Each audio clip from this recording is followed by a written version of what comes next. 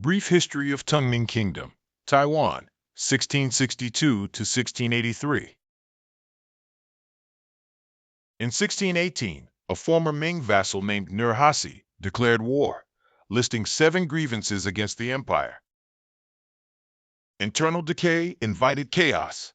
By 1644, peasant rebels led by Li Zicheng stormed the capital. Facing the end of his dynasty, the last legitimate Ming emperor took his own life. To defeat the rebels, Ming General Wu Sangui allied with the Manchus, opening the gates to a new power.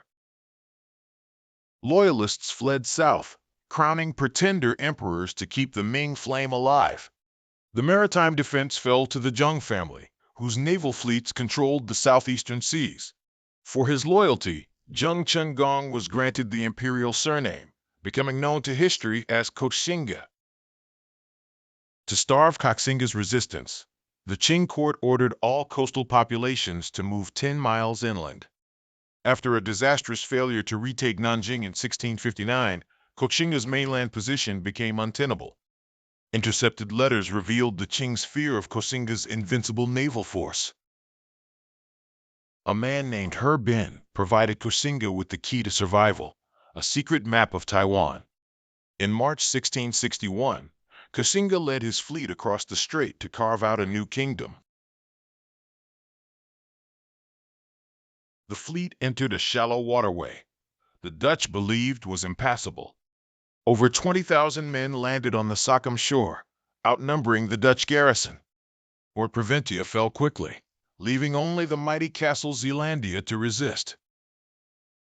The Chinese archers were so skilled they nearly eclipsed the effectiveness of the Dutch riflemen. Koxinga sent a Dutch priest to negotiate, but the priest instead urged his countrymen to fight on. Heavily armored shield bearers acted as human tanks, breaking through the opposing ranks with dauntless courage. Koxinga was aided by elite units of African soldiers who had escaped Dutch servitude. Reinforcements from Batavia were crushed, leaving the fort isolated and starving. On February 1, 1662, the Dutch signed a treaty to leave Taiwan forever. Per the treaty, the Dutch were allowed to depart in honor, taking only their personal belongings. Only 13 months after his victory, Koxinga died at age 38, possibly from malaria or stress.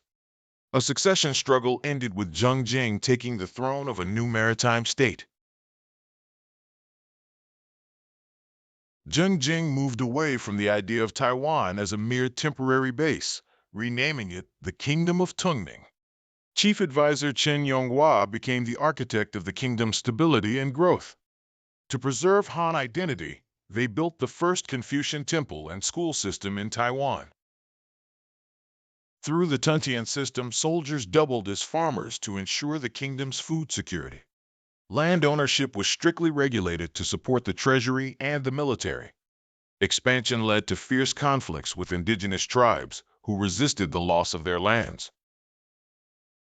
Sugar and salt became the lifeblood of the island's burgeoning economy. Thousands of scholars and families fled the Manchus to settle in this cultural shelter. While a warrior at heart, Zheng Jing fostered a courtly life of literature and art.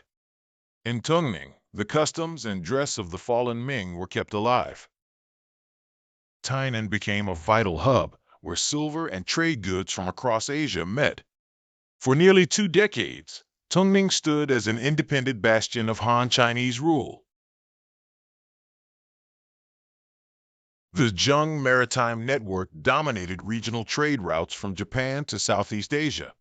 Japan was a key partner, providing silver and weapons to sustain the kingdom's military.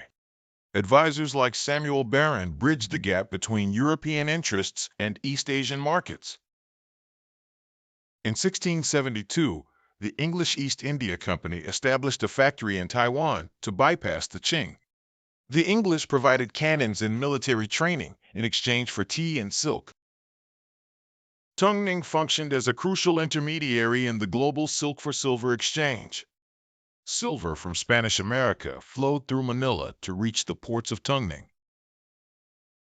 Despite the Qing bans, illegal trade with the mainland remained active and profitable.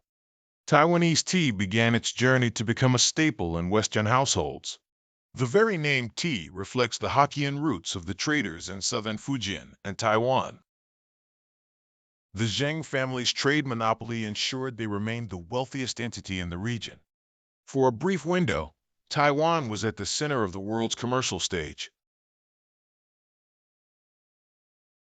In 1673, the revolt of the three feudatories fractured the Qing's control over southern China. Seeing a golden opportunity, Zheng Jing launched a massive offensive to retake the mainland. His forces reoccupied their old strongholds, but cooperation with his allies soon crumbled. Internal bickering among the rebels allowed the Qing to regroup their superior forces. The Kangxi Emperor committed hundreds of thousands of troops to crush the rebellion. The Qing utilized veteran Han Chinese units, who knew the terrain and the enemy. By 1680, the dream was over. The Zheng forces suffered a crushing defeat and fled to Taiwan. Exhausted and humiliated, Zheng Jing abandoned politics for a life of dissipation. The kingdom's pillar Chen Yonghua was removed from power and died in 1680. On March 17, 1681, Zheng Jing passed away, plunging the court into a succession crisis. In a bloody coup, the capable Crown Prince Kazang was murdered by his own kin. A child king was crowned, but the kingdom's strength had already withered away. The Qing appointed Shi Lang, a man who knew the Zheng naval doctrines intimately, to lead the final attack. A massive fleet was assembled, better armed with cannons bought from the Dutch. In July 1683, the final naval showdown began at the islands of Penghu. Shi Lang's tactical innovations and superior firepower systematically dismantled the Tungning fleet. Outmaneuvered and out of ammunition, Admiral Lu Guoquan fled back to Taiwan in despair. Many loyalist soldiers chose death in the sea over submission to the Qing.